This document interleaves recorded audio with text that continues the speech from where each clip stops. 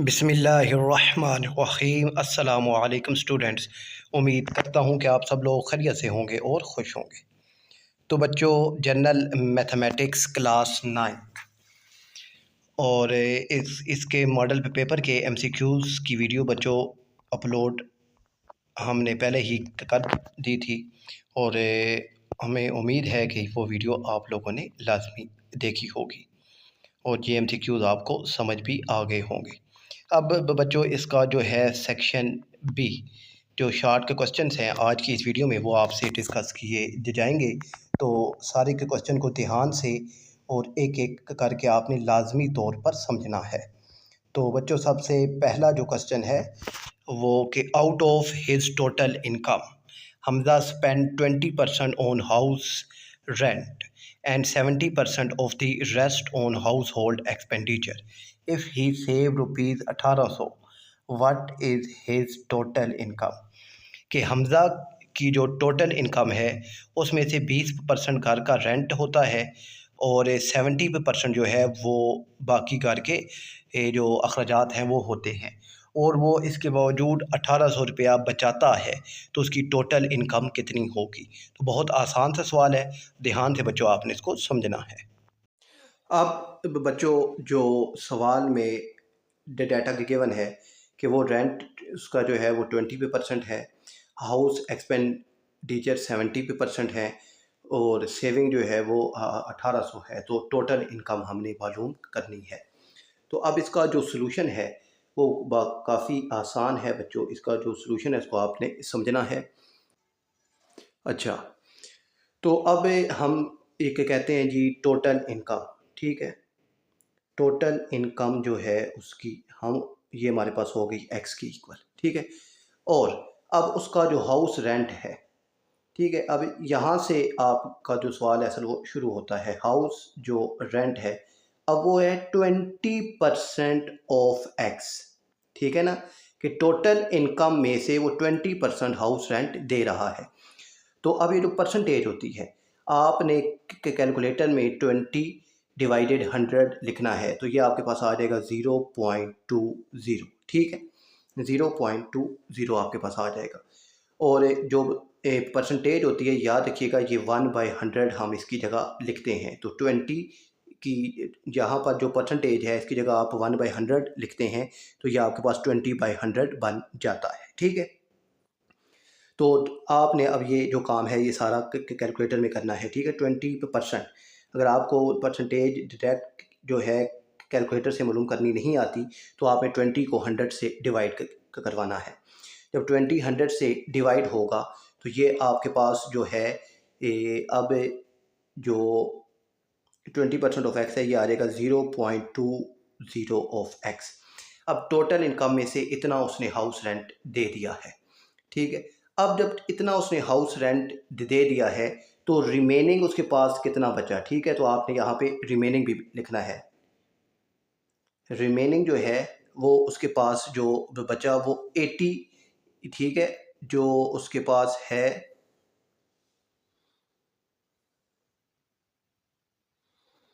वो 80% of x रह गया है, ठीक है। रिमेनिंग उसके पास 80% ऑफ एक्स मौजूद है। तो इसका मतलब है कि 0.80 ऑफ एक्स उसके पास अब बचा है। अब ये जो बचा है, तो अब इसमें से 70% जो है वो जो है हाउस एक्सपेंडिचर्स पर खर्च करता है। तो हाउस एक्सपेंडिचर्स अब उसके आपने मालूम करने हैं। हाउस एक्सपेंडिचर्स जो आएंगे उसके वो आ जाएंगे जी 70% ऑफ 0.80x, ठीक है ना बच्चे। यहाँ पर अब आपने बच्चे यहाँ पर जो हम एग्ज़ाम जो पेपर जो है उनको चेक करते हैं तो यहाँ पर भी बच्चों ने x लिखा होता है। ये आपने याद रखना है कि जो रिमेनिंग अब 20% तो अब हो गया ख़त्म। अब रिमेनिंग 80% में से वो 70% जो है वो घर के अखराजात जो है उन पर खर्च करता है, ठीक है। तो 70% ऑफ 0.80 ऑफ एक्स आ जाएगा। तो अब आप जब ये 70% है तो अब परसेंट वही, तो परसेंटेज का क्या मतलब हुआ कि 0.70 मल्टीप्लाई 0.80x आ जाएगा। तो जब आप इन दोनों को आपस में मल्टीप्लाई करवाएंगे तो आपके पास जो इसका आंसर आ जाएगा वो आ जाएगा 0.56x। अब ये जो है उसके पास जो है वो इतना जो है उसका ख़र्चा हो गया है। अब जो उसकी सेविंग है, अब ज़रा ध्यान से देखिएगा बच्चों, सेविंग है उसकी 1800, सेविंग है उसकी 1800। ओके, अब सेविंग आ गई जी उसकी 1800। ये इक्वल है किसके? टोटल इनकम में से आपने माइनस कर देना है ये दो चीज़ें। एक ये जो है 0.20 of x minus 0.56 of x, ठीक है ना। ये उसके घर का रेंट है और ये उसके घर के अखराजात हैं, ठीक है। ये दोनों जब आप इनको x माइनस से 567, तो ये आपके पास बच जाएगा जी 0.76 ऑफ x। अब यहाँ से आपने इनको माइनस करना है। तो बच्चे यहाँ पर भी कंफ्यूज होते हैं कि अब इसको माइनस कैसे करना है। तो सिंपल सी बात है बच्चों, आप यहाँ से x को कॉमन लें। x कॉमन लेंगे तो आपके पास आ जाएगा जी 1 माइनस 0.76, ठीक है। यहाँ पे एक x है ना, x बाहर आ गया तो इसकी जगह रह गया 1। किसी के साथ जब कोई वैल्यू नहीं होती तो यहाँ पे 1 मौजूद होता है, साथ प्लस का साइन भी मौजूद होता है, ठीक है। ये हम लोग लिखते नहीं हैं। तो x कॉमन आ गया तो यहाँ पे रह गया 1 माइनस ये x बाहर कॉमन आ गया तो रह गया 0.76। तो यहाँ पे ये जो आपके पास रह जाएगा वो 7 6 तो 24 गालिबन 0.24x आपके पास रह गया और ये 1800 है, ठीक है। अब ये 0.24x के साथ मल्टीप्लाई हो रहा है, इस साइड पर आएगा और ये हो जाएगा डिवाइड। तो 1800 डिवाइडेड 0.24 ऑफ x। तो जब आप इसको डिवाइड करेंगे कैलकुलेटर में तो आपके पास आ जाएगा 7500। ये उसकी टोटल इनकम है, ठीक है बच्चों। मुझे उम्मीद है कि आपको समझ आ गया होगा। और अब जो है नेक्स्ट जो क्वेश्चन की तरफ मूव करते हैं। अब है बच्चों हमारे पास इसी का क्वेश्चन नंबर 1 का ही ये पार्ट 2 है कि if 4200 soldiers have food for 32 days sufficient at a rate of 12 hectogram पर सोल्जर, के 4200 सोल्जर्स हैं और 32 दिन के लिए उनकी जो फूड्स है वो सफिशिएंट है अगर 12 हेक्टोग्राम एक सोल्जर अगर इस्तेमाल करता है। तो हाउ मेनी सोल्जर्स में leave so that the same food may be sufficient for 42 days at a rate of 16 hectogram पर सोल्जर। कि अगर कितने सोल्जर जो हैं वो यूनिट को छोड़ जाएं और यही फूड जो है ये 32 के बजाय 42 दिन तक जो है वो इस्तेमाल हो सकती है और जो हेक्टोग्राम है वो 12 से 16 ग्राम हो जाए। तो इसका सलूशन देखते हैं, काफ़ी आसान है बच्चों। अब बच्चों इस सवाल को सोल्व करने के हमारे पास दो मेथड हैं। सबसे पहला मेथड क्या है कि हमारे पास से सोल्जर्स हैं और डेज हैं और फूड है। सोल्जर्स हमारे पास 4200 हैं, डेज हमारे पास 32 हैं और जो फूड है उनके लिए वो 12 हेक्टोग्राम है। अब कितने सोल्जर्स हों यानी लीव कर जाएं, जो फूड है वो 42 डेज़ के लिए काफ़ी हो जाए और जो फूड की क्वांटिटी है वो भी इंक्रीज़ हो जाए, ठीक है। अब हमने जो एरो होता है वो कम से ज़्यादा की तरफ आपने मार्क करना होता है, ठीक है। अब सोल्जर होंगे कम तो ये नीचे से ऊपर जाएगा और डे जो है ये ऊपर से नीचे आएंगे क्योंकि ऊपर 32 है नीचे 42 हो गए। फिर फूड भी ऊपर से नीचे आएगा, ये आपने एरो मेंशन कर दिए। अब इसके बाद लिखने का जो मेथड होता है, जहाँ से एरो शुरू होता है वो ऊपर आता है और जहाँ पे एंड होता है वो आ जाता है डिवाइड में नीचे, ठीक है। और ये इक्वल हो जाएगा 32 ओवर 42 मल्टीप्लाई 12 ओवर 16, ठीक है, क्योंकि एरो यहाँ से शुरू हो रहा है। अच्छा, उसके बाद आगे सिंपल है कि आपके पास ये x और 4 ये ऐसे ही रहेगा, आपने इनको क्रॉस करना है। तो 32 जब 12 के साथ मल्टीप्लाई होगा तो ये आ जाएगा 384 डिवाइडेड, और 42 जब 16 के साथ मल्टीप्लाई होगा तो ये आ जाएगा 672। अब आपने x की वैल्यू को मालूम करना है तो 200 डिवाइड में है, ये इस साइड पर आकर क्रॉस मल्टीप्लाई हो जाएगा। तो आपके पास आ जाएगा x equal to 384 divided 672 multiply 4200। ठीक है। अब जब आप इस सारे को कैलकुलेटर में लिख के सोल्व करेंगे तो आपके पास जो x है इसकी वैल्यू आ जाएगी 2400। ठीक है। अब ये x की वैल्यू आ गई। अब कितने सोल्जर्स ने लीव करना है, तो टोटल हमारे पास बच्चों कितने हैं 42। तो आपने इसमें से 24 को माइनस कर देना है। तो अब जो है यहाँ पर जो आंसर आएगा वो आ जाएगा 1800। ये 1800 सोल्जर अगर छोड़ जाएं तो ये जो फूड है ये 42 डेज़ के लिए काफ़ी होगी। ये इसका पहला मेथड था। और इसका जो दूसरा मेथड है उसको भी अब समझते हैं। अब दूसरा मेथड काफ़ी आसान है बच्चों। दूसरा मेथड देखिए बच्चों, हमारे पास soldier cross days cross food equal हो जाएगा soldier cross days cross food. ठीक है। सोल्जर है हमारे पास 42, डेज हैं 32 और जो फूड है वो है 12। फिर इस साइड पर सोल्जर जो है वो हमें मालूम नहीं है तो वो एक्स आ जाएगा। डेज 42 हैं और फूड जो है वो 16 हो गई। ठीक है। अब आपने 4200 मल्टीप्लाई 32 और मल्टीप्लाई जो है 12 ये करना है। तो ये आपके पास इसका आंसर आ जाएगा 161280 और जब ये 42 16 से मल्टीप्लाई होगा तो ये आ जाएगा 672x, क्योंकि x भी साथ मल्टीप्लाई होगा। अब ये इसके साथ मल्टीप्लाई हो रहा है, इस साइड पर आएगा तो ये डिवाइड हो जाएगा। तो 161280 डिवाइडेड 672 इक्वल टू x।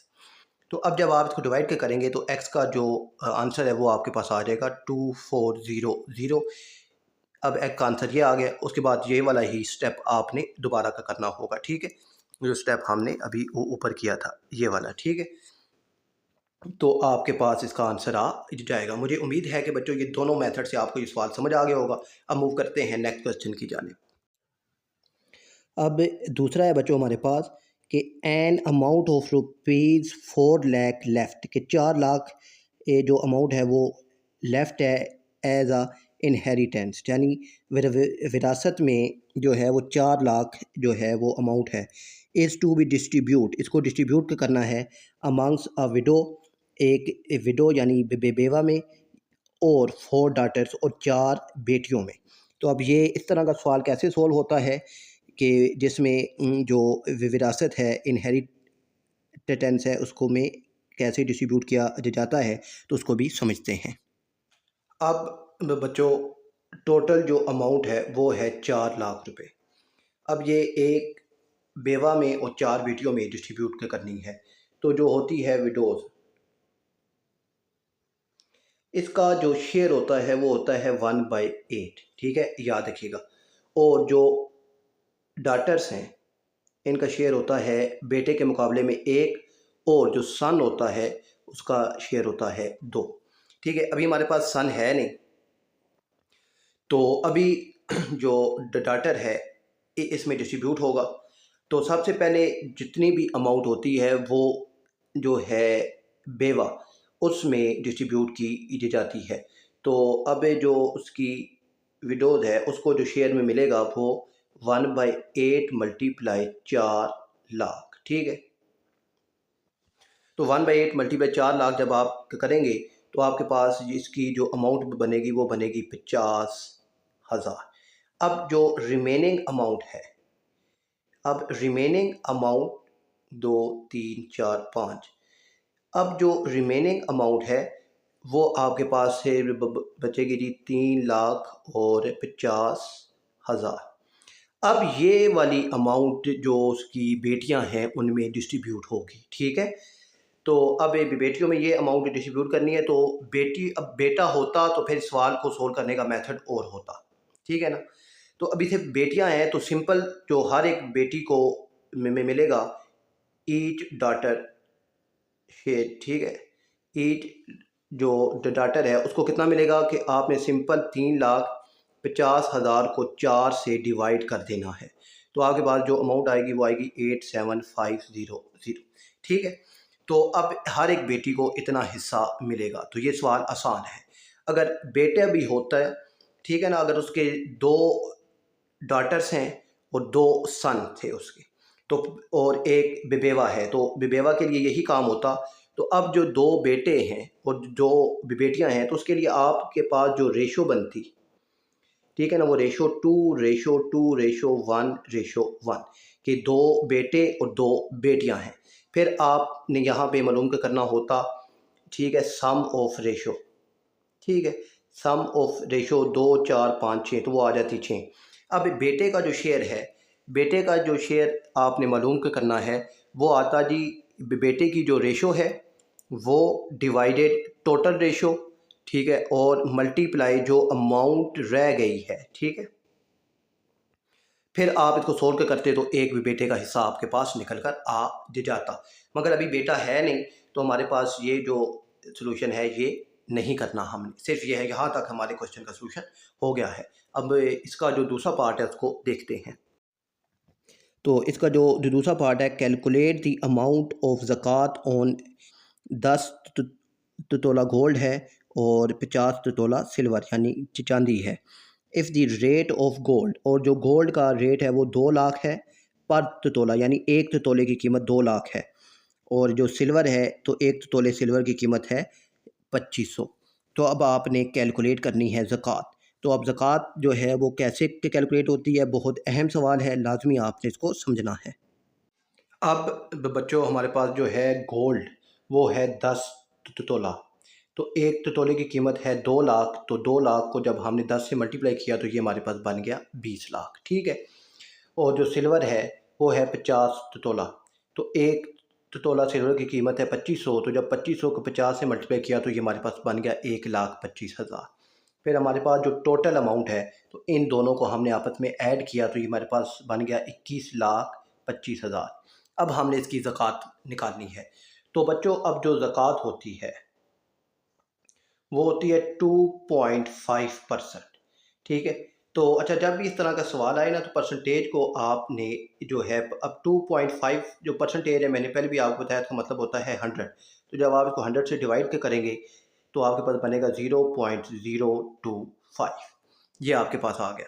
अब सिंपल जो है ज़कात, ये ज़कात रेट है, ठीक है, ये ज़कात का रेट है। अब ज़कात कितनी भी बनेगी, तो 0.025 को आपने मल्टीप्लाई करवाना है 21,25,000 से, ठीक है। जब आप इनको आपस में मल्टीप्लाई करवाएंगे तो आपके पास जो ज़कात की अमाउंट बनेगी वो बनेगी 53125, इतनी अमाउंट इसकी ज़कात बनती है। 21,25,000 रुपये अगर आपके पास हों तो उसकी ज़कात बनेगी 53,125 रुपये। मुझे उम्मीद है कि ये ज़कात वाला सवाल आपको समझ आ गया होगा। अब मूव करते हैं नेक्स्ट क्वेश्चन की जानिब। अब है बच्चों हमारे पास क्वेश्चन नंबर 2 का पार्ट थर्ड है कि if 15% discount on mark price of a heater is allowed and still make a profit of 2%, कि जो मार्क्ड प्राइस है, जो एमपी है, जो हीटर के ऊपर प्राइस लिखी हुई है, उस पर अगर 15% डिस्काउंट देने के बाद भी 2% अगर आपको प्रॉफिट हो रहा है, कि if it is sold on a mark price, अगर वो मार्क प्राइस पर ही बेचा जाए, व्हाट इज़ प्रॉफिट परसेंटेज, तो प्रॉफिट की परसेंटेज क्या होगी। तो थोड़ा टेक्निकल सा ये क्वेश्चन मुझे लग रहा है, तो चलें इसको सोल्व करते हैं। तो आप लोग भी ज़रा इसको ध्यान से समझिएगा कि 15% डिस्काउंट ऑन मार्क प्राइस है और जो प्रॉफिट है फिर भी 2% है, तो उसको अगर उसी प्राइस पर बेचा जाए तो इसकी प्रॉफिट परसेंटेज क्या होगी। तो चलें सोल्व करने की कोशिश करते हैं इसको भी।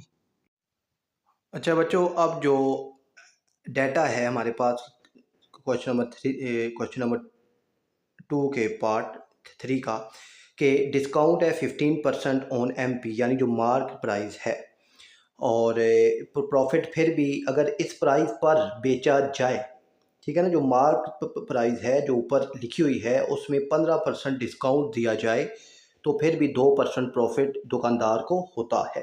तो आप प्रॉफिट परसेंटेज मालूम करके दें। तो सिंपल है बच्चों कि इसमें ना हम लेट करते हैं, हमारे पास जो एमपी प्राइस है, जो मार्क प्राइस है वो 100 है, ध्यान से समझिएगा बच्चों, उसको मार्क प्राइस 100 है, तो उसकी जो एसपी जो सेलिंग प्राइस होगी वो अगर सेलिंग प्राइस अगर 15% डिस्काउंट है तो सेलिंग प्राइस 15 यानी 100 में से डायरेक्ट 15 अगर माइनस हो जाए तो 85, जो उसकी सेलिंग प्राइस है वो 85 है। और अगर फिर भी उसको 2% प्रॉफिट होता है तो उसकी हमने अब सीपी मालूम करनी है, ठीक है ना, यानी उसकी फिर कॉस्ट प्राइस क्या होगी।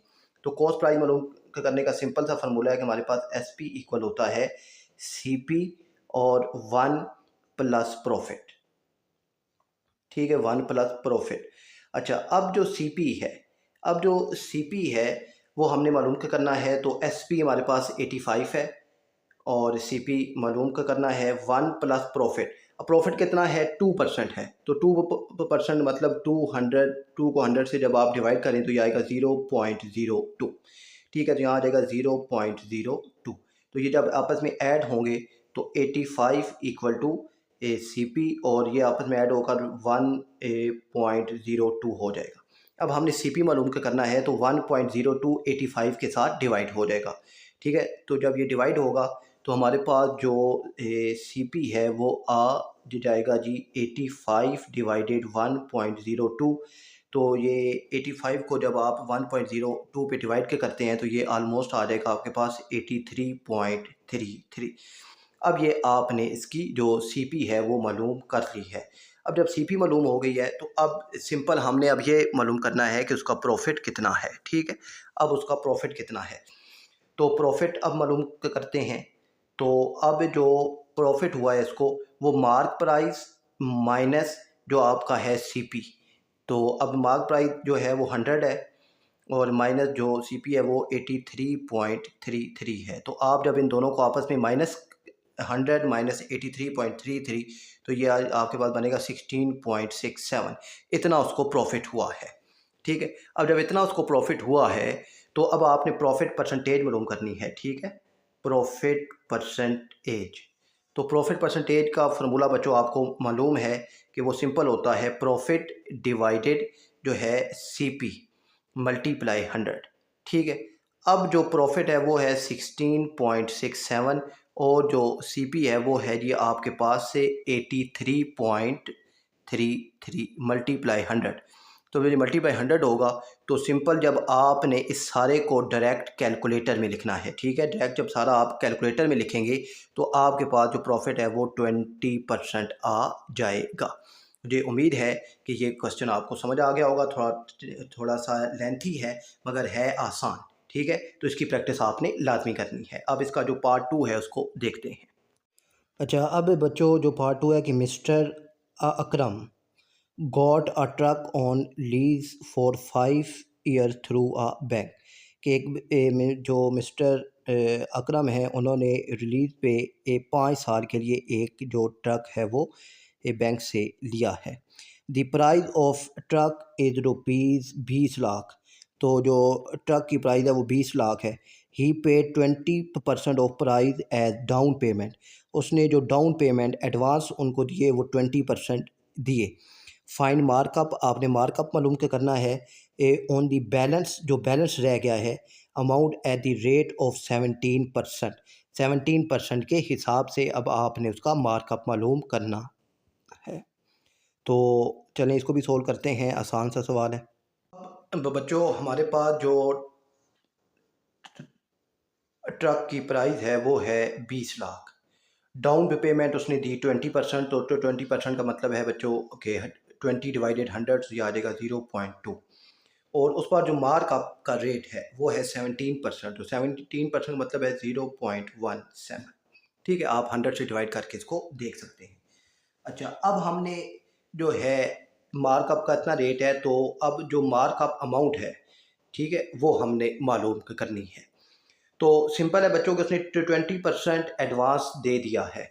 तो जब उसने 20% एडवांस दे दिया है तो अब यहाँ पर जो आएगा जी उसकी डाउन पेमेंट। अच्छा, इसके साथ भी ना डाउन पेमेंट के साथ भी आपने रेट लिखना है ताकि एग्जामिनर को समझ आए कि यहाँ पर सिर्फ रेट की बात हो रही है। तो जो डाउन पेमेंट तो 0.2 मल्टीप्लाई 20 लाख। अब जब आप इसको 0.2 को इसके साथ मल्टीप्लाई करेंगे तो ये आपके पास आ जाएगा जी 4 लाख। ठीक है, इतनी पेमेंट उसने एडवांस यानी डाउन पेमेंट दे दी है। तो रिमेनिंग जो है, रिमेनिंग बैलेंस वो आपके पास से 20 लाख में से जब आप 4 लाख माइनस करेंगे तो ये आपके पास 16 लाख रह जाएगा। ठीक है, ओके। अब इस रिमेनिंग जो बैलेंस है इस पर 17% अगर मार्कअप हो तो कितनी और अमाउंट उसको देनी पड़ेगी। ठीक है, तो मार्कअप अमाउंट वो अगर मालूम करनी हो तो बच्चों सिंपल है कि मार्कअप का रेट है 0.17। आपने इसको सिर्फ मल्टीप्लाई करना है 16 लाख से। ठीक है, आपने इसको 16 लाख से मल्टीप्लाई करना है। जब ये इसके साथ मल्टीप्लाई होगा तो अब जो मार्कअप अमाउंट है वो आ जाएगी जी 2,72,000। इतना उसके पास मार्कअप आ गया। ठीक है, तो ये इस सवाल था, बहुत आसान सवाल था। मुझे उम्मीद है कि आपको समझ आ गया होगा कि इस तरह के सवाल को कैसे हल किया जाता है। अब मूव करते हैं नेक्स्ट क्वेश्चन की जानिब। और हमारे पास अब बच्चों जो है 4 के ₹3720 3,720 are to be divided into 3 shares. इसको डिवाइड करना है 3 शेयर्स में in such a way that first share would be double, first share double हो, ट्रिपल टू दी सेकंड और सेकंड के ट्रिपल हो and 5 time to the third, और जो थर्ड है उसके 5 टाइम्स आर इक्वल, तो उसके इक्वल हो। अच्छा जी, तो चलें इस सवाल को भी समझने की कोशिश करते हैं कि 3,720 को हमने डिवाइड करना है 3 पार्ट्स में, और वो किस तरीके से डिवाइड करना है तो वो उसने बता दिया है। अच्छा बच्चों, अब है जी हमारे पास अमाउंट है 3720। हमने इसको 3 पार्ट्स में शेयर करना है। तो शेयर की जो उन्होंने जो आपके कहने की शर्त बताई है वो ये है कि जो फर्स्ट है ये डबल हो, मैं इसको कहता हूँ जी ये एक्स है। सेकंड जो है वो ट्रिपल हो तो मैं कहता हूँ जी ये 3y है। और जो थर्ड है वो 5 टाइम हो तो मैं कहता हूँ जी ये 5z है। ठीक हो गया बच्चों। अब जब ये आपके पास आ गई है तो अब इस तरह के जो सवालात होते हैं इनको कैसे सोल्व किया जाता है। तो बच्चों आपने ना इनकी सबसे पहले एलसीएम लें। तो 5 5 3 और 2 का आप जब एलसीएम लें तो 5 3 द 15 15 2 द 30, तो एलसीएम आ गया इनका 30। ठीक है ना, एलसीएम जब इनका एलसीएम हमने इनका लिया तो वो आ गया 30। ठीक है, अब जब एलसीएम 30 आ गया तो 30 से आपने इनको डिवाइड करना है। ठीक है, तो ये आपके पास आ गया 2x ratio 3y ratio 5z। ठीक है, तो जब आपने इसका एलसीएम लिया 30 तो 30 से जब ये डिवाइड होंगे, ठीक है, ये भी 30 से डिवाइड कर दें, ये भी 30 से डिवाइड कर दें, ये भी 30 से डिवाइड कर दें, तो यहाँ से ये बनेगा 15। तो यानी जो x आ गया वो आपके पास 15 आ गया, और जो ये है जी 10, तो y जो है ये आपके पास आ गया 10, और जो z है, जो z है ये आपके पास आ जाएगा जी 5 6, तो ये आ गया 6। तो ये आ गए इनके हिस्से। ठीक है, कि x को 15 हिस्से में मिलेंगे, y को 10 हिस्से मिलेंगे और z को 6 हिस्से मिलेंगे। अब जब इतने हिस्से मिलेंगे तो एक हिस्से की कीमत क्या होगी। तो अब एक हिस्से की कीमत के लिए आपने इनको ऐड करना है, 15 10 25 और 6 हो गए 31। तो अब जो है वन पार्ट वो आपने 3720 को 31 के साथ डिवाइड करना है, तो ये आपके पास आ जाएगा जी 120। अब एक जो पार्ट है वो 120 है, तो टोटल जो पार्ट्स हैं वो 31 है। तो जो फर्स्ट शेयर है उसको मिलेंगे 15 पार्ट्स, तो 15 मल्टीप्लाई 120 हो जाएगा। और जो सेकंड शेयर है उसको मिलेंगे 10, तो 10 मल्टीप्लाई 120। और जो है थर्ड शेयर इसको मिलेंगे जी 6, तो 6 मल्टीप्लाई 120। तो अब यहाँ पे 15 दूनी 30 और 150 तो 180, और ये जीरो पहले को मिलेंगे 1800 और दूसरे को मिलेंगे जी 1200, और 75 तो इसको मिलेंगे जी 720। तो ये आपके पास ये इस तरीके से आपने सवाल को सोल्व करना है। मुझे उम्मीद है कि आपको समझ आ गया होगा। अब जो है इसका नेक्स्ट पार्ट उसको सोल्व करते हैं। अब जो इसका नेक्स्ट पार्ट है कि a sum of money is divided among 3 friends. तो 3 फ्रेंड हैं जी, त तहफ़ीन, अच्छा ये जो भी लिखा हुआ है हम इसे पढ़ लेते हैं जी, Tabassum and Hasan in the ratio 10:8:6. If the Tabassum get 2000 more than Hasan, तो तबस्सुम को 2000 हसान से ज़्यादा मिले हैं, और then how much will Tahfeen get, तो तहफ़ीन को कितने मिलेंगे आपने ये मालूम करना है। And what is the total sum of money, और टोटल सम ऑफ मनी क्या होगा। तो इनकी रेशो भी हमारे पास है, और बाकी जो है डाटा उसकी मदद से हम इस सवाल को सोल्व करने की कोशिश करते हैं। अच्छा बच्चों, अब हमारे पास जो रेशो है वो 10:8:6 है, और पहली जो है कि तबस्सुम को 2000 हसान से ज़्यादा मिले हैं, तो हमने एक टोटल अमाउंट मालूम करनी है और एक तहफ़ीन को कितनी अमाउंट मिली है ये मालूम करनी है। ठीक है, नाम कोई भी हो सकते हैं, हमने सिर्फ सवाल के सलूशन की तरफ मूव करना है। तो जो तहफ़ीन है इसकी रेशो जो है हमारे पास, ठीक है, वो इसको मैं बोलता हूँ जी टी, इसकी रेशो आ गई हमारे पास 10x। और जो एहतशाम है आई इसे कहते हैं, इसकी रेशो है जी 8x। और जो हसान है उसकी जो रेशो है वो है जी हमारे पास 6x। ठीक है, रेशो जिस तरतीब से नाम होते हैं उसी तरतीब से रेशो भी गिवन होती है।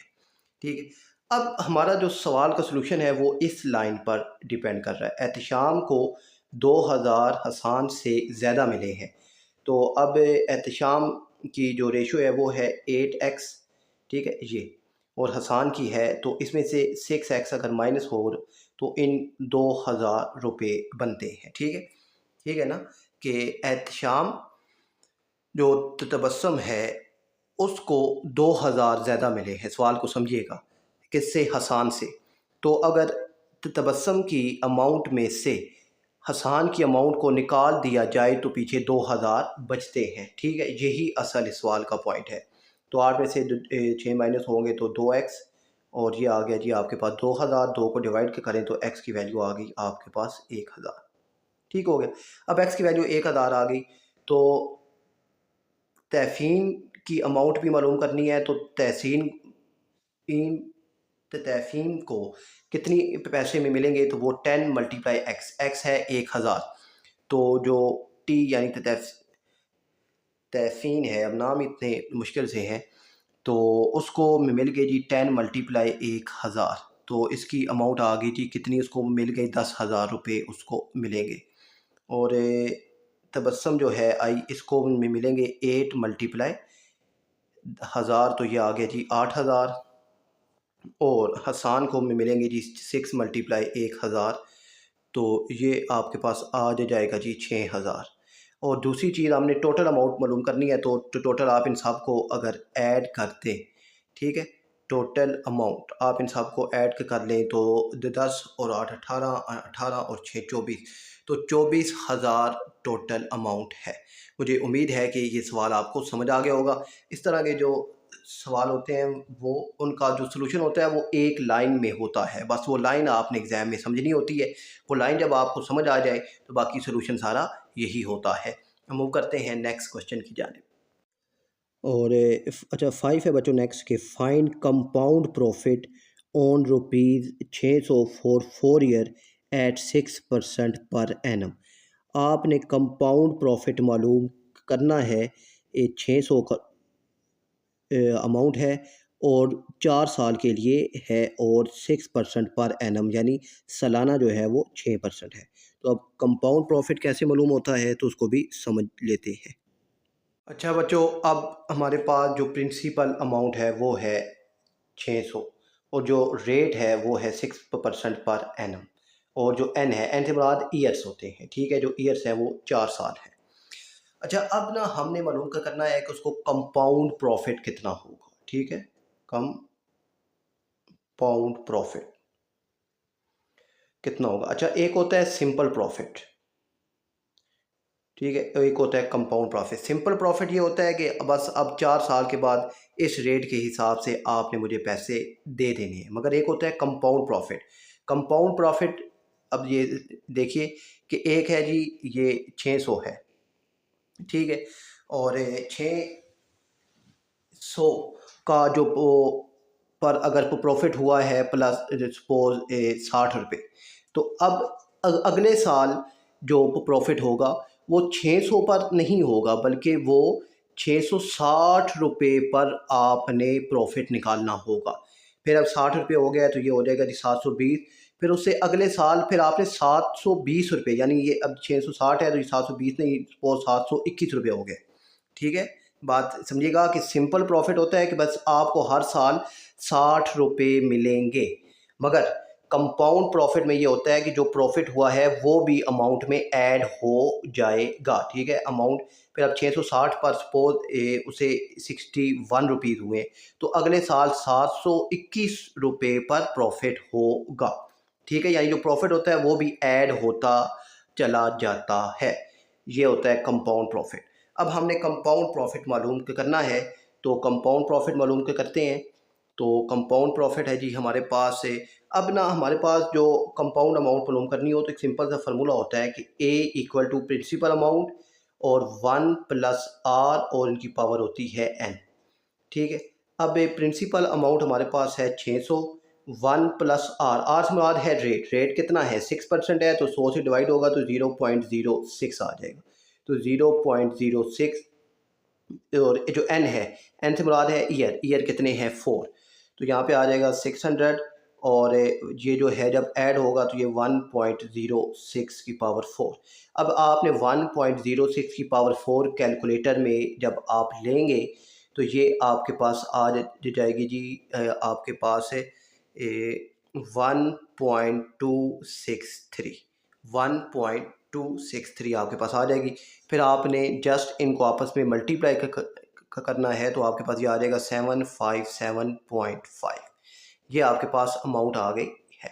अब आपको कंपाउंड प्रॉफिट कितना हुआ है, तो कंपाउंड प्रॉफिट सिंपल 757.5 में से माइनस के कर दें जो आपकी प्रिंसिपल अमाउंट है, तो ये बन जाएगा जी 6 निकले 157.5। तो 157.5 आपको प्रॉफिट हुआ है, और यही आपने मालूम करना था। सिंपल प्रॉफिट और कंपाउंड प्रॉफिट में भी मुझे उम्मीद है कि आपको समझ आ गया होगा। मूव करते हैं नेक्स्ट क्वेश्चन की जानिब। और नेक्स्ट जो है पार्ट 5 का जो दूसरा हिस्सा है, the total tax able income of a person is rupees 4,30,000 if he is given rebate rupees 3,000 on the tax chargeable. अच्छा, तो 4,30,000 एक बंदे की इनकम है, और अब उसने टैक्स देना है, तो टैक्स की अमाउंट में से उसको रिबेट यानी छूट 3,000 रुपये उसको छोड़ दिए गए हैं। और अब जो टैक्स का रेट है वो है 4.5%। तो अब हमने ये मालूम करना है कि अब वो कितना टैक्स देगा। इतनी 3,000 रुपये उसको छूट भी हुई है। तो काफ़ी सिंपल सा है, तो इसको भी समझने की कोशिश करते हैं। अब जो इनकम है वो है 4,30,000, टैक्स का रेट है 4.5%। अच्छा, 4.5% है, इसको पहले चेंज कर लेते हैं, 0.045 हो जाएगा। और रिबेट जो है वो 3,000 रुपये दी गई है, तो आपने मालूम करना है टैक्स। तो सबसे पहले मालूम करते हैं कि उसका टोटल जो टैक्स है, टोटल जो उसका टैक्स बनता है वो कितना बनता है। तो सिंपल आपने 0.045 को टोटल अमाउंट के साथ मल्टीप्लाई करना है। तो जब ये आपस में आप उसको मल्टीप्लाई करवाएंगे तो जो उसका बनेगा टैक्स वो बनेगा 19,350 रुपये। और चार्जेबल जो अब उसने चार्ज किया, यानी जो टैक्स उसने पे किया, वो 19,350 में से 3,000 रुपये की उसको छूट दी गई है। तो जो उसने अब वो बना 16,350 रुपये उसने टैक्स पे किया है। सिंपल सा ये सवाल था। मुझे उम्मीद है कि ये क्वेश्चन आपको समझ आ गया होगा। अब मूव करते हैं नेक्स्ट क्वेश्चन की जानिब। और नेक्स्ट है जी बच्चों, हमारे पास 6 है कि सिंप्लीफाई करना है हमने, और ये हमारे पास क्वेश्चन है, इसको सिंप्लीफाई करना है और साथ ही इसका जो पार्ट 2 है उसमें प्रूफ करना है कि लोग ये सारा ज़ीरो के इक्वल है। तो ये दोनों पार्ट जो हैं वो अभी ये जो है मैं सोल्व करता हूँ, तो आपने ध्यान से इनको समझना है। काफ़ी आसान से ये सवाल होते हैं और ये पेपर में लाजमी आते हैं। अच्छा बच्चों, अब हमारे पास क्वेश्चन नंबर 6 के जो है पार्ट 1, ठीक है, वो उसको सोल्व करते हैं।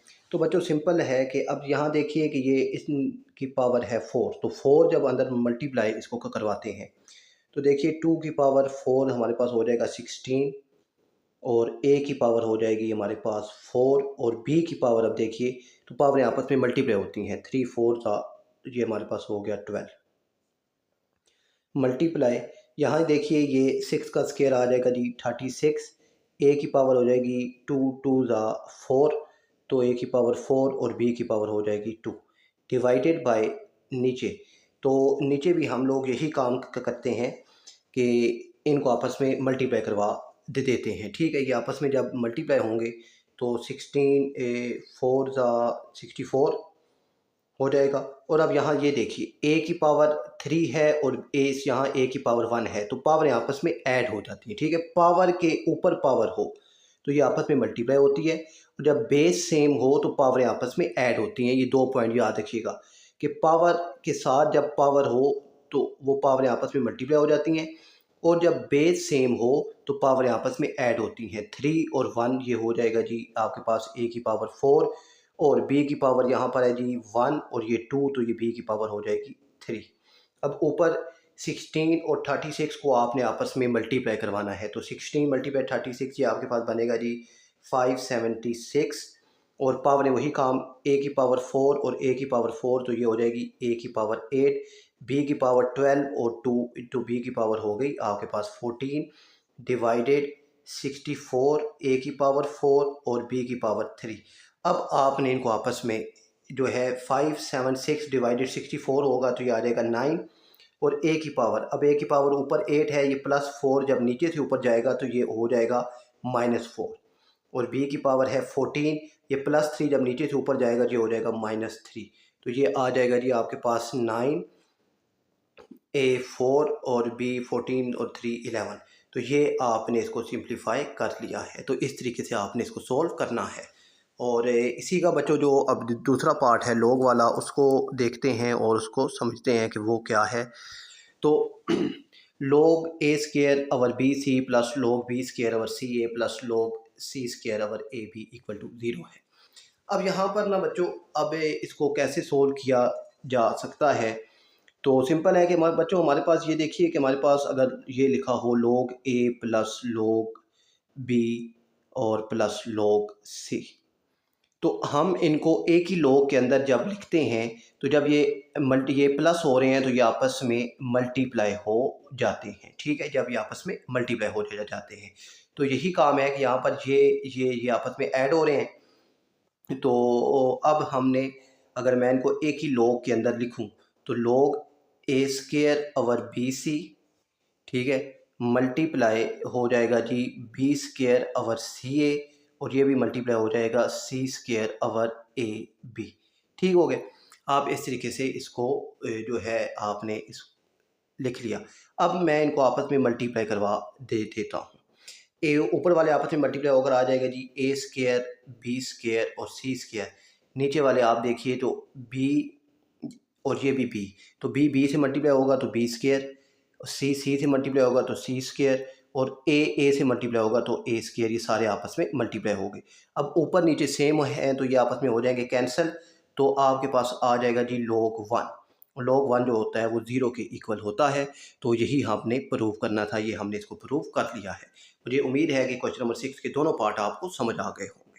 वाला क्वेश्चन है, आप इसको एक और तरीके से भी सोल्व कर सकते हैं, ठीक है।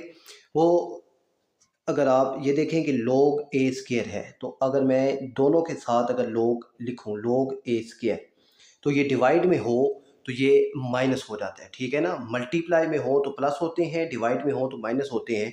ये आ जाएगा जी माइनस log BC, ठीक हो गए।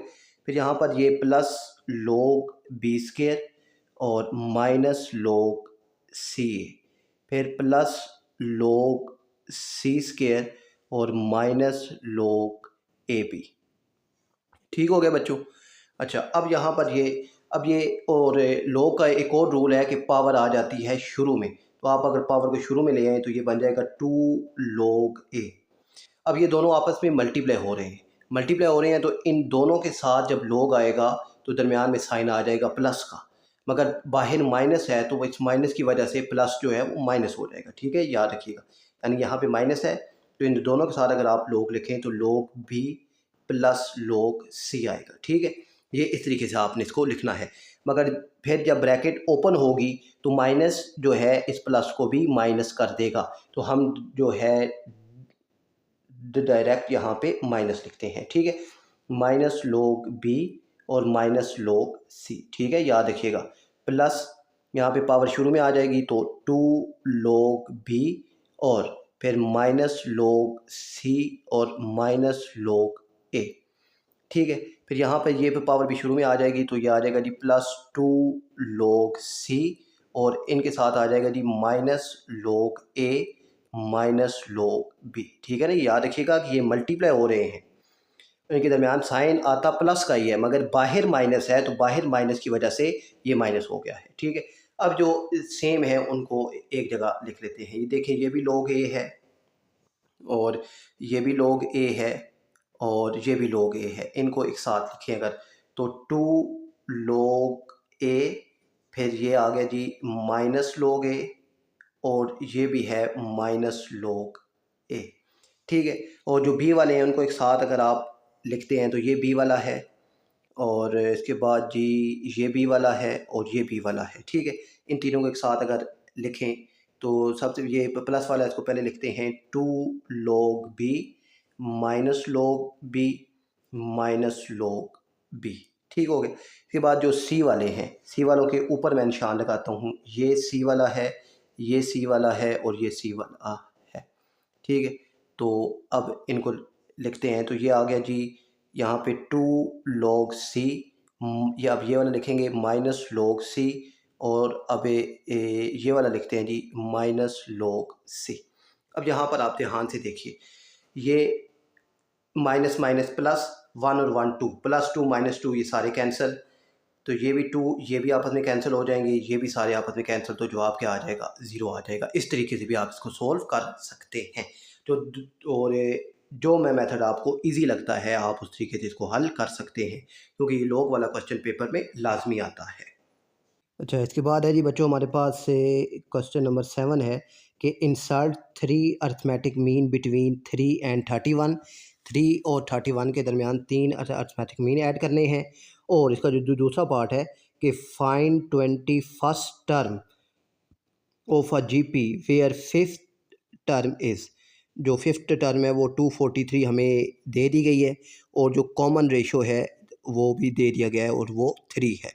तो अब इन दोनों पार्ट्स को सोल्व करते हैं और ये काफ़ी आसान है और काफ़ी अहम भी है। अच्छा बच्चों, अब क्वेश्चन नंबर 7 है कि हमारे पास से 3 और 31 इनके दरमियान हमने 3 अर्थमेटिक मीन इंसर्ट करने हैं, ठीक है। तो अब यानी कि अब 3 के करने हैं तो यानी x1 x2 और x3। अच्छा, यहाँ पर ना अब जो इस तरह के सवाल हैं उनको कैसे सोल्व किया जाता है, तो उनका आसान जो मेथड है वो मैं आपको समझाता हूँ। तो टोटल पहले ये देखें कि टोटल टर्म्स वो कि 1 2 3 4 5 हो गई हैं। तो सबसे पहले हम इनका डी मालूम करते हैं, ठीक है, कॉमन जो डिफरेंस है। तो डी के लिए ना अब 31 माइनस 3 करना है, तो जो एक टर्म है वो आपने करनी है कम, तो नीचे 4 आ गया है। तो अब आपने 31 माइनस 3 तो ये आ जाएगा जी 28/4, तो डी आ गया आपके पास 7। तो अब x1 जो है वो सिंपल आप मालूम कर सकते हैं कि 3 + 7, तो ये आ गया जी आपके पास 10। फिर x2 जो है वो आपके पास आ जाएगा जी 10 + 7, ये आ जाएगा 17, और x3 आ जाएगा जी आपके पास 17 + 7 7 14 तो 24। ये सिंपल आपने इस तरीके से इसको सोल्व करना है। और फिर जो है जी दूसरा पार्ट उसको भी साथ ही हम सोल्व कर लेते हैं। तो दूसरा पार्ट है जी हमारे पास से फिफ्थ टर्म ऑफ जीपी हमारे पास है 243, और जो कॉमन रेशो है वो हमें उसने दे दी है 3, और इसको आर से रिप्रेजेंट करते हैं। तो 21st टर्म हमने मालूम करनी है। तो अब ना हमारे पास फार्मूला होता है, एक फार्मूला होता है बच्चों हमारे पास TN = AR और उसकी पावर n-1। अब हमने 21st टर्म मालूम करनी है, तो मगर ए की वैल्यू नहीं है, तो सबसे पहले ए की वैल्यू मालूम करनी है। तो फिफ्थ टर्म हमारे पास गिवन है, तो यहाँ पे अगर T5 = A और R जो है वो हमारे पास 3 है, और अब यहाँ पर देखें n है तो n की जगह लिखा हुआ है 5, तो 5 - 1, तो यहाँ पर ये हमारे पास T, अब 5 की वैल्यू भी हमारे पास है 243, तो यहाँ पर अगर मैं लिखूँ 243 A और 3 की पावर आ जाएगी जी मेरे पास 4, 3 की पावर 4 हो गई 81, 81 इस साइड पर आकर आप डिवाइड कर दें, 343 = A और 81। अब 81 इस साइड पर डिवाइड के करें तो जो A है, A आपके पास आ जाएगा जी 243 डिवाइडेड A 81, तो A जो 1 है वो आपके पास है। अब इसको कैलकुलेट के करते हैं, तो चलें इसको मैं कैलकुलेट के करता हूँ, डिवाइड करके फिर मैं बताता हूँ। तो इसको जब डिवाइड के करेंगे तो हमारे पास ये आ जाएगा जी 3 आ गया, A की वैल्यू हमारे पास आ गई 3। अब जो है 21st मालूम करना बहुत आसान हो गया है कि अब आपके पास T21 = ए जो है, अच्छा टी एन की जगह 21 ए, अब ए की वैल्यू हमने मालूम कर ली है 3, और जो आर है आर हमारे पास 3 है, और एन हमारे पास 21 - 1 आ गया है। ओके 3, तो यहाँ पे भी आ गया 3, 21 में से होंगे 20 माइनस 21 में से 1 माइनस हुआ तो ये आ गया 20। अच्छा अब ये यहाँ पे भी अब बाई चांस ये भी 3 है ये भी 3 है, दोनों सेम है तो इसकी पावर है 1, तो अब ये पावरें ऐड होकर ये हो गया जी 21। तो अब 3 की पावर 21, या आपने 3 की पावर 20 लेनी है कि कैलकुलेटर में जो आंसर आएगा उसको 3 से मल्टीप्लाई करवा दे, अगर ये स्टेप जो है आपको समझ नहीं आ रहा है। मैंने अभी पीछे आपको समझाया है कि आपको समझ आ गया होगा कि जब मल्टीप्लिकेशन हो रही हो, बेस सेम हो, तो पावरें आपस में ऐड हो जाती हैं। है 3 की पावर 21 आप कैलकुलेटर में लेंगे तो ये आपके पास आ जाएगा जी 104603530, इस तरह कोई आपके पास आंसर आ जाएगा। ठीक है, वह वो आपने ख़ुद के कैलकुलेटर में मालूम करना है। तो मुझे उम्मीद है कि ये जो है क्वेश्चन नंबर 7 ये भी आपको समझ आ गया होगा। हम मूव करते हैं क्वेश्चन नंबर 8 की जानिब। हमारे पास जो 8 है ये ए है, हमारे पास ए सेट है, बी सेट है और सी सेट है। हमने वेरीफाई करना है कि A intersection B intersection C, A और इंटरसेक्शन बी में ब्रैकेट है, फिर ए इंटरसेक्शन और बी इंटरसेक्शन सी में ब्रैकेट है, क्या ये दोनों आपस में इक्वल हैं? तो बहुत आसान सा सवाल है। और इसका जो दूसरा है सेट के, हमारे पास एक सेट एस है और एक सेट टी है। Then state domain and range of the relation, इस रिलेशन की हमने डोमेन और रेंज फाइंड करनी है इन टेबुलर फॉर्म में। अच्छा, तो अब ये जो है पार्ट 8, इसके दोनों पार्ट्स को सोल्व करने की कोशिश करते हैं, काफ़ी आसान है ये भी। हमारे पास 8 है और उसमें हमारे पास सेट है ए, तो उसकी इंट्रीज़ हैं, फिर सेट बी उसकी इंट्रीज़ और सेट सी है। हमने मालूम करना है ए इंटरसेक्शन बी ब्रैकेट में और इंटरसेक्शन सी, फिर ए इंटरसेक्शन और बी इंटरसेक्शन सी ब्रैकेट में। तो दो साइड्स हैं, लेफ़्ट हैंड साइड और राइट हैंड साइड, इनको प्रूव करना है। तो सबसे पहले लेफ़्ट हैंड साइड को सोल्व करते हैं। ठीक है, लेफ़्ट हैंड साइड है जी हमारे पास से ए इंटरसेक्शन बी ब्रैकेट में इंटरसेक्शन सी। तो जो चीज़ ब्रैकेट में होती है पहले उसको सोल्व किया जाता है, ए इंटरसेक्शन बी। अब ए और बी में इंटरसेक्शन मतलब होता है कॉमन, ए और बी में क्या चीज़ कॉमन है। तो ए और बी को अगर आप ध्यान से देखें तो 11 और 11 दोनों में मौजूद है, और इसके बाद जी 17 भी मौजूद है, और इसके बाद जो है नहीं, बस यही दो चीज़ें इसमें कॉमन है, तो ये हमारे पास आ गया कॉमन। अब जो है हमने ए इंटरसेक्शन बी और इंटरसेक्शन सी, इसमें देखना है क्या चीज़ कॉमन है। अच्छा, अब ए इंटरसेक्शन बी के लिए आपने दोबारा ए और बी को नहीं देखना, बल्कि ए इंटरसेक्शन बी का जो आंसर आया है इसको देखना है, इसको और इस सी वाले को आपने देखना है। तो दोनों में कोई चीज़ कॉमन नहीं है, तो खाली ब्रैकेट आप लिखें या फिर आप ये वाला एम्प्टी सेट का साइन लिख दें। और इसके बाद जो है राइट हैंड साइड की पहले ब्रैकेट सोल्व के करते हैं बच्चों। तो राइट हैंड साइड में बी इंटरसेक्शन सी, तो बी और सी में क्या चीज़ कॉमन है, तो बी और सी में कोई चीज़ कॉमन नहीं है, तो ये आ जाएगा खाली सेट या एम्प्टी सेट। ठीक है, और बाद बच्चे पता है क्या मिस्टेक करते हैं कि वो इस तरह कर देते हैं, तो ये काम आपने नहीं करना। या बाद बच्चे इसमें ज़ीरो डाल देते हैं कि इनमें ज़ीरो कॉमन है, यानी वो अपनी तरफ से तो ये कहते हैं कि कोई कॉमन नहीं है। तो यहाँ अगर ब्रैकेट में ज़ीरो आप लिखें, इसका मतलब है कि ज़ीरो दोनों में मौजूद है। तो आपने ये वाला काम भी और ये वाला काम भी नहीं करना, ठीक है, ये याद रखिएगा। यहाँ पे आपने या तो ये ब्रैकेट यानी मिडल ब्रैकेट या ये जो है ये साइन आपने लिखना होता है। फिर अब A intersection B intersection C, तो अब इनमें क्या चीज़ कॉमन है, तो ये बी इंटरसेक्शन सी है ही एम्प्टी खाली सेट, तो ये भी खाली सेट ही आएगा। तो लेफ़्ट हैंड साइड और राइट हैंड साइड आपकी प्रूव हो गई है। अब जो इसका दूसरा पार्ट है उसको भी सोल्व करते हैं, और दूसरा पार्ट यहाँ पे सबसे पहले हमने जो है बनाना है ये रिलेशन। तो सबसे पहले हमने एस क्रॉस टी मालूम करना है। ओके, तो एस क्रॉस टी कैसे मालूम होगा कि वही के वन को वन से मल्टीप्लाई करवा के आपने लिख देना है ऐसे। फिर जो 1 3 से मल्टीप्लाई होगा तो 1 3, फिर 1 9 से होगा तो ये आ जाएगा 1 9।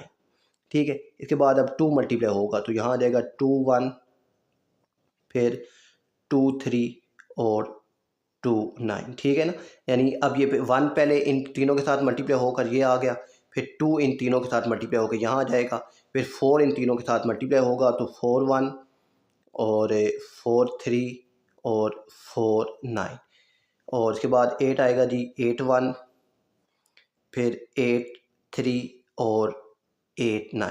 ये जो सेकंड एंट्री है ये देखें 1 1 1 3 3 3 9 9 9, ये सब में सेम होगी। ठीक है, ये आपने अब हमने यहाँ से वो रिलेशन मालूम करना है जो ये फॉर्म में हो, और ये याद रखिएगा कि इस तरह का कोई भी जो नंबर होता है तो पहली वैल्यू x होती है, दूसरी y होती है।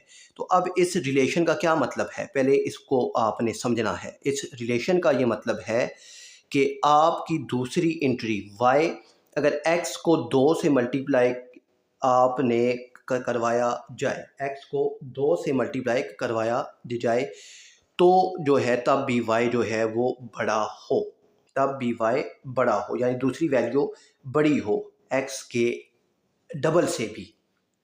तो x के डबल से भी मतलब अब आप ये देखिए 1 3, अब ये 1 है ना, तो 1 का जो है अब आप इसको देखें जी 1 और 3, इस रिलेशन को पहले आप समझें। तो रिलेशन क्या है जी y टू x, y की वैल्यू बड़ी हो, अब x की वैल्यू क्या है 1 है, तो x की वैल्यू अगर यहाँ पर आप 1 पुट करते हैं तो, और जो y है y क्या है 3 है, तो 3 2 1 2, तो अब ये जो है आपका रिलेशन ओके है। ठीक है, तो अब यहाँ पे ये वाला आपके रिलेशन में आ सकता है, तो रिलेशन आपके पास आ गया एक 1 3। ठीक है, और इसके बाद फिर जी आप ये इसको देखें 1 9 को अगर आप देखें 1 और 9, पहली एंट्री x दूसरी y, रिलेशन है y टू x, y की वैल्यू है जी हमारे पास 9 और x की वैल्यू है 1, 2 1 2, तो y बड़ा है इससे, तो भी ये ओके है। तो 1 और 9 भी हमारी एंट्री आ सकती है, ये नहीं आ सकती, ये भी नहीं आ सकती, ये 2 और 9, 2 और 9 को अगर आप देखें, 2 और 9 को हम देखते हैं जी, 2 और 9 में एंट्री क्या बनती है 2 और 9, पहली वैल्यू x दूसरी y, तो अब y की वैल्यू 9 और ये 2 और ये 2, 2 2 द 4, तो ये वाला रिलेशन हमारा ओके है। तो ये भी आ सकता है जी, ये 2 और 9 भी आ सकता है। उसके बाद 4 1 4 3 और 4 और 9, 4 और 9 नहीं आ सकता क्योंकि 4 2, बल्कि 4 और 9 भी आ सकता है, 4 और 9 भी आ सकता है। इसको भी देख लेते हैं, 4 और 9, पहली वैल्यू x दूसरी y, तो वो y की वैल्यू आ गई जी 9 और ये 2 और ये 4, 4 2 ज़ा 8, तो ये रिलेशन भी हमारा ओके है, तो यहाँ पे 4 और 9 भी आ सकता है, ये भी हमारे रिलेशन में है। और इसके बाद जी 8 1 भी नहीं आ सकता, 8 3 और 8 9 भी नहीं आ सकता। तो अब ये हमने रिलेशन मालूम, ये जो उसने रिलेशन कहा था उसके मुताबिक हमने एंट्रीज़ मालूम हो गई हैं, ठीक है, एंट्रीज़ मालूम हो गई हैं। और अच्छा ये आपको दिखाई नहीं दे रहा था, चले खैर। और ये वाली एंट्री यानी ये आपने इस रिलेशन के मुताबिक आपने यहाँ से एंट्रीज़ को निकालना है, एंट्रीज़ को आपने निकालना है। एंट्रीज़ जब हमारे पास आ जाएंगी रिलेशन में, तो सिंपल आपने डोमेन फाइंड करनी है। डोमेन क्या है कि जो पहली वैल्यू होती है, डोमेन होती है हमेशा x, ठीक है, जो पहली वैल्यूज़ हैं x x x, ये आपके पास डोमेन आ गई। तो 1, फिर दोबारा 1, दोबारा 1 आपने नहीं लिखना, ये 2 और ये 4, ये आपके पास आ गई डोमेन। और उसके बाद मालूम करनी है रेंज, रेंज होती है दूसरी वैल्यू, ये y वाली, y y y y, दूसरी जो वैल्यू होती है ये आपके पास रेंज होती है। तो रेंज आ गई ये 3, के बाद 9, फिर आ गया 9, ये दोबारा नहीं लिखना, फिर आ गया 9, ये दोबारा नहीं लिखना। तो ये आपने डोमेन और रेंज, और ये उसने कहा था जी टेबल की फॉर्म में होनी चाहिए, तो ये हमने टेबुलर फॉर्म में भी लिख दी है। मुझे उम्मीद है कि ये रिलेशन वाला क्वेश्चन भी आपको समझ आ गया होगा। और अब मूव करते हैं जो है नेक्स्ट क्वेश्चन उसकी जानिब। अब है बच्चों हमारे पास से क्वेश्चन नंबर 9 है, draw the graph of y equal to -1/2x+2। इसका ग्राफ बनाना है और इसके साथ ही है जी following table show conversion from US to UK. अच्छा, यूएस के डॉलर्स हैं और यूके के पाउंड्स होते हैं, और ये डॉलर और पाउंड का साइन भी आपको याद होना चाहिए क्योंकि एमसीक्यू में पूछा जा सकता है, for various amount of money. और फिर हमने ग्राफ प्लॉट करना है, और स्ट्रेट लाइन से हमने $75, $125 और $175 पे बताना है कि पाउंड की क्या वैल्यू बनती है। तो इनको भी सोल्व करने की कोशिश करते हैं। अब है जी हमारे पास क्वेश्चन नंबर 9 है, इसका ग्राफ बनाना है। तो ग्राफ में ना बच्चों 3 पॉइंट्स होते हैं, ठीक है, जब भी आपने ग्राफ बनाना है तो 3 पॉइंट। सबसे पहले आपके पास जो क्वेश्चन है उसको y के बराबर करना है, तो यहाँ पे जो पॉइंट वह है 1, वो पहले से y के बराबर है, ठीक है, वो पॉइंट 1 हमें अब करने की ज़रूरत नहीं है। पॉइंट 2 होता है आपने बनाना होता है टेबल, और ये लीनियर इक्वेशन है। तो लीनियर इक्वेशन में जो आपने टेबल बनाना होता है वो काफ़ी सिंपल सा आपने बनाना होता है, ठीक है। तो अच्छा चलिए मैं इसको थोड़ा सा बड़ा करता हूँ ताकि आपको दिखाई भी दे। जी ये है जी हमारा टेबल, ओके हो गया। ऊपर होता है x, नीचे y की वैल्यू। अब आपने जो x की वैल्यू एज्यूम करनी होती है वो खुद से करनी होती है, -2 -1 0 और +1 और +2। ये वैल्यूज कोई भी लीनियर इक्वेशन एग्जाम में आए तो जब भी उसका टेबल बनाना है आपने, तो ये वैल्यूज आपने ऊपर लिखनी है, ये आपने याद रखना है, ठीक है। अब ये वैल्यूज लिखने के बाद अब y का जवाब क्या आएगा, तो इसके लिए आपके पास कैलकुलेटर का होना बहुत लाजमी है। आपके पास जब कैलकुलेटर होगा तो आपने कैलकुलेटर में प्रेस करना है मोड, मोड प्रेस करने के बाद आपके पास एक विंडो ओपन होगी, ठीक है, यहाँ भी इंट्रीज होंगी, यहाँ भी इंट्रीज होंगी, ठीक है। यहाँ पे 7 नंबर पे लिखा होगा टेबल, तो आपने 7 को प्रेस करना है। 7 को प्रेस करने के बाद वो आपसे पूछेगा जी मुझे बताएं कि आपके पास f ऑफ x क्या है। तो f ऑफ x में आपने ये वैल्यू लिखनी है, ठीक है। आपने लिखना है जो कैलकुलेटर में फ्रैक्शन वाला बटन होता है ना, आपने वो प्रेस करना है। वो प्रेस करने के बाद आपने ने पहले लिखना है माइनस, फिर जो है फ्रैक्शन वाला बटन, फिर ऊपर 1/2 और साथ लिखना है x। अब ये x कैसे आएगा, तो जो अल्फ़ा का बटन होता है कैलकुलेटर में अल्फ़ा, वो प्रेस करने के बाद आपने जो ब्रैकेट बंद हो रही होती है वो जब आप प्रेस करेंगे तो आपके पास आ जाएगा x, ठीक है, और +2। ठीक है। ये और उसके बाद फिर वो आप जब आप आगे आपने प्रेस कर देना है इक्वल इक्वल प्रेस करने के बाद वो आपसे पूछेगा स्टार्ट। ठीक है, स्टार्ट कहाँ से हो रहा है, तो स्टार्ट आपका हो रहा है -2 से, तो आपने -2 लिख के इक्वल प्रेस करना है। फिर वो आपसे पूछेगा एंड, एंड किस पे हो रहा है, +2 पे, तो आपने +2 इन लिखना है और इक्वल इक्वल प्रेस करना है। फिर वो आपसे पूछेगा स्टेप कितने हैं। ठीक है, वो आपसे पूछेगा कि स्टेप क्या है, तो स्टेप आपने पुट करना है 1 लिख के आपने इक्वल लिखना है, तो ये सारी वैल्यूज़ वो आपको दे देगा। तो अभी मैं एक दफ़ा जो है मेरे पास कैलकुलेटर तो नहीं है, मगर जो मेरे पास मोबाइल में के कैलकुलेटर है उसमें मैं ये आपको बता देता हूँ। अब बच्चों मेरे पास मोबाइल में ये कैलकुलेटर है, तो आपने यही काम करना है, आपने प्रेस करना है मोड, तो आपके पास 7 नंबर पे लिखा आएगा टेबल, आपने इस पे प्रेस करना है। फिर वो आपसे पूछेगा जी एफ़ ऑफ़ एक्स बताएं, तो अब आपने उसे एफ़ ऑफ़ एक्स बताना है। तो एफ़ ऑफ़ एक्स के लिए आपके पास जो इक्वेशन है माइनस, फिर ये जो है आपके पास ये फ्रैक्शन वाला बटन, ठीक है, आपने इसको प्रेस करना है, -1/2, फिर आपने लिखना है इक्वल, और उसके बाद आएगा एक्स। एक्स के लिए आपने ये अल्फ़ा और ये जो ब्रैकेट हो रही है क्लोज, ये आपने प्रेस करना होगा। ठीक है, इन दो को आपने ध्यान में रखना है। ठीक है, मैंने प्रेस किया अल्फ़ा और साथ मैंने प्रेस कर दिया ये एक्स आ गया। उसके बाद है जी आगे +2 आपने इंटर करना है। उसके बाद आपने प्रेस करना है इक्वल, तो ये जी ऑफ एक्स बाज़ कैलकुलेटर में होता है और बाद में नहीं होता, तो इसके लिए आपने डायरेक्ट इक्वल पुट कर देना है। अब स्टार्ट कहाँ से हो रहा है, आपने -2 लिख के इन करना है इक्वल, फिर एंड किस पे हो रहा है जी +2 पे, तो हम यहाँ पे इसको क्रॉस करेंगे और लिखेंगे +2 इक्वल, और स्टेप स्टेप कितना है 1। ये बाय डिफ़ॉल्ट जो है न्यू अगर आप पहली दफ़ा बना रहे हैं तो 1 पहले से लिखा होगा। अगर कोई और वैल्यू है तो आपने 1 लिख के इक्वल प्रेस करना है, तो आपके पास ये वैल्यूज़ सारी जो हैं वो आ जाएंगी। अब ये सारी वैल्यूज़ आपने अपने जो है कैलकुलेटर और जो टेबल है उसमें ये एफ़ ऑफ़ एक्स वाली ये सारी वैल्यूज़ आपने लिख लेनी है। तो आपको जो टाइम है वो भी सेव होगा, और आपको ये जो है वैल्यूज़ मालूम करने की ज़रूरत भी नहीं पड़ेगी और मिस्टेक भी नहीं होगी। अब जो वैल्यूज़ बच्चों हमारे पास आई थी वो यहाँ पर हमने लिख ली हैं, और जो है अब हमने जो पॉइंट है 3, अब हमने बनाना है ग्राफ। तो अब हम इसका ग्राफ बनाते हैं, तो ग्राफ सेंटर से बनाना शुरू करते हैं। तो अब इसका ग्राफ बनाते हैं जी, यहाँ से चले।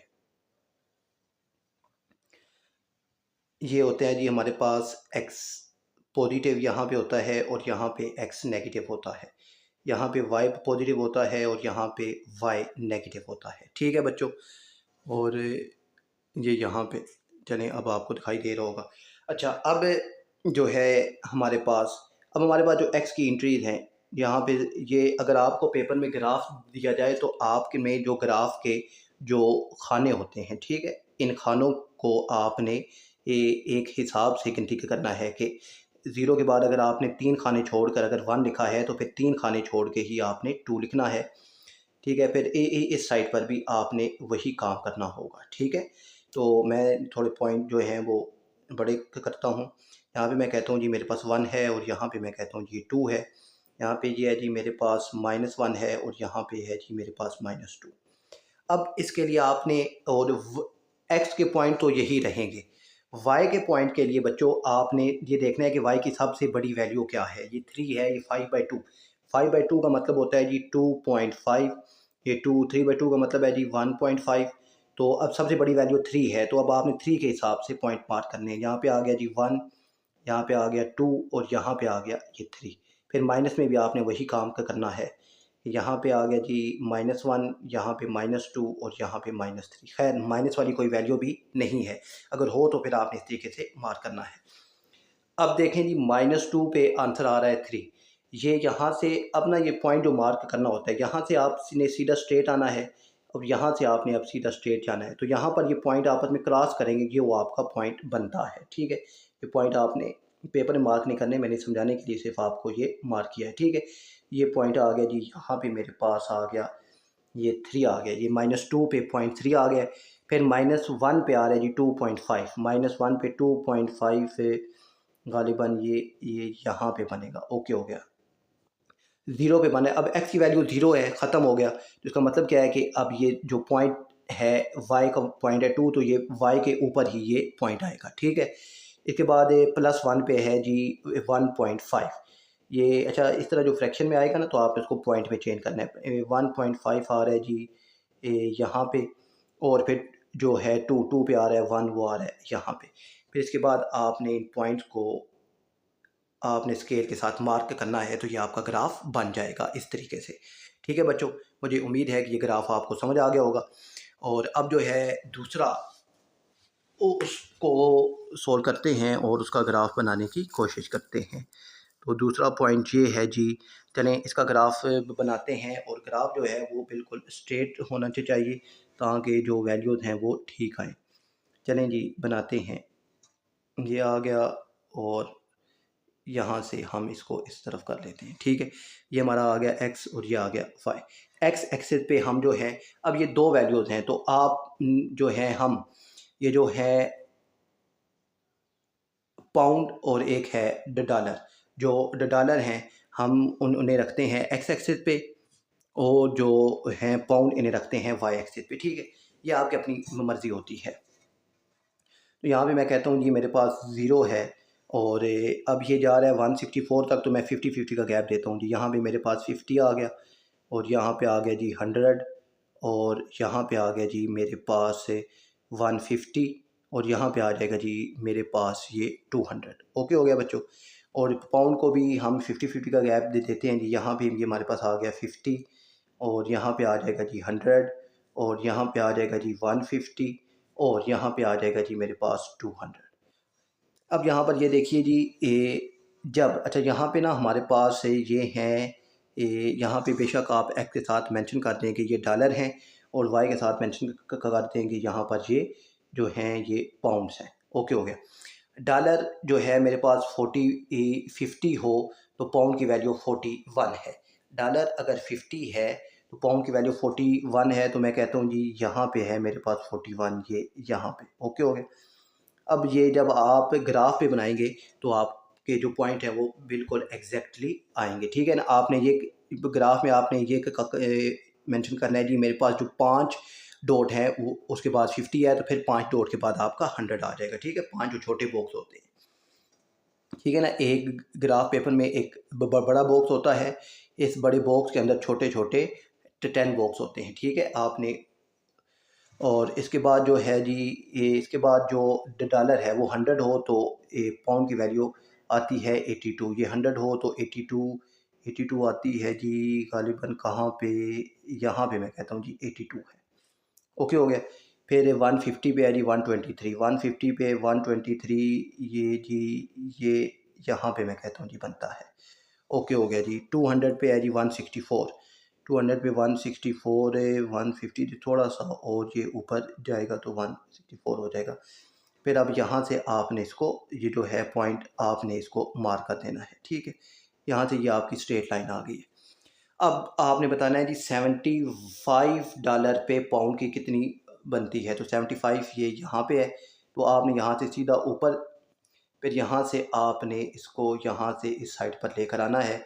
तो फिर आपने, आपके पास जो छोटे डॉट होंगे तो वो आपको बता देगा यहाँ पर इसकी वैल्यू क्या बन रही है, ठीक है। यहाँ पर ये 50 से थोड़ा सा ही ये ऊपर है, ठीक है। तो यहाँ पर हम ये कह देते हैं जिसकी वैल्यू 62 बन रही है। फिर उसके बाद 125 जहाँ पे बन रहा है, तो यहाँ से आपने सीधा स्ट्रेट ऊपर जाना है, और यहाँ से फिर आपने 125 पर बताना है कि क्या वैल्यू बन रही है। फिर भी 175 यहाँ पे है, यहाँ से सीधा ऊपर जाना है आपने, और फिर यहाँ से आपने ये पाउंड की वैल्यू को देखना है जी, पाउंड की वैल्यू क्या बन रही है, ठीक है। इस तरीके से आपने ये तीनों वैल्यू जो हैं एग्जामिनर को बतानी है, ये पॉइंट बना के। अगर आप, और ये सवाल बहुत आसान होते हैं, तो आपने लाजमी इनको पेपर में करना है, छोड़कर नहीं आना।